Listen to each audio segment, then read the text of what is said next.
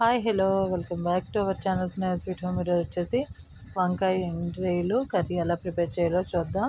First వచ్చేసి stove పైన కడాయి పెట్టుకొని 3 టీ స్పూన్స్ ఆయిల్ వేసుకోవాలి.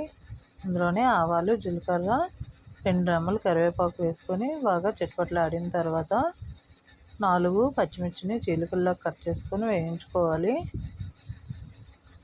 ఇలా వేయించుకున్న తర్వాత మీడియం సైజు ఉల్లిపాయలు 3 తీసుకొని చక్కగా చాప్ చేసుకొని వేయించుకోవాలి.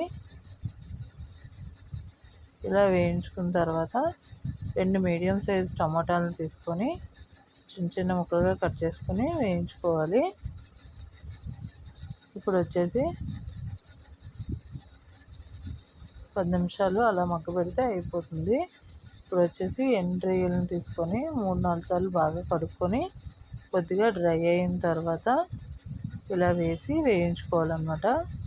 ఇవి బాగా వేగిన తర్వాత ఇందులో 1/2 టీ స్పూన్ పసుపు, 2 టీ స్పూన్ల కారం, రుచికి సరిపడా ఉప్పు వేసుకొని బాగా మగ్గనివ్వాలి. ఇలా మగ్గిన తర్వాత 1/2 కేజీ తెల్ల వంకాయలను తీసుకొని బాగా కడుక్కొని ముక్కలుగా కట్ చేసి ఉప్పు నీటిలో వేసుకొని ఒక 10 నిమిషాల వరకు అలా ఉంచి తర్వాత ఇందులో ఆ ముక్కల్ని వేసి వేయించుకోవాలన్నమాట. అలా వేయించుకొని బాగా కలుపుకోవాలి.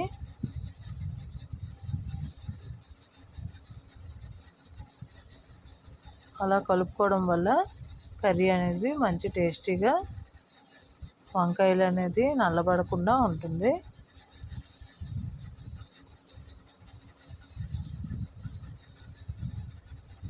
ఇలా వేసుకొని బాగా కలుపుకొని మూత పెట్టేసి 10 నిమిషాల వరకు అలా ఉంచితే వంకాయ అనేది బాగా మగ్గిపోతుంది.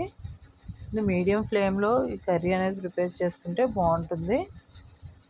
ఇందులో వచ్చేసి 1 టీ స్పూన్ ధనియాల పొడి, 1 టీ స్పూన్ గరం మసాలా వేసుకొని బాగా కలుపుకొని ఇందులో వచ్చేసి 1/2 టీ స్పూన్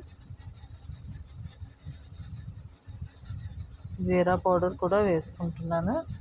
ఇలా వేసుకొని ఇందులో 1 గ్లాస్ వాటర్ వేసుకొని బాగా కలుపుకొని మూత పెట్టేసి 10 నిమిషాల వరకు ఉంచితే కర్రీ అనేది ప్రిపేర్ అయిపోతుంది.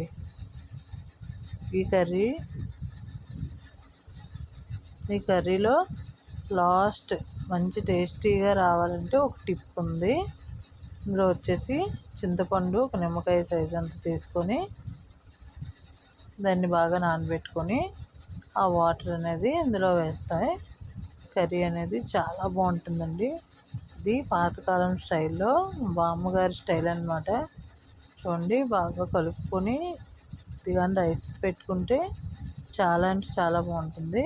Thanks for watching.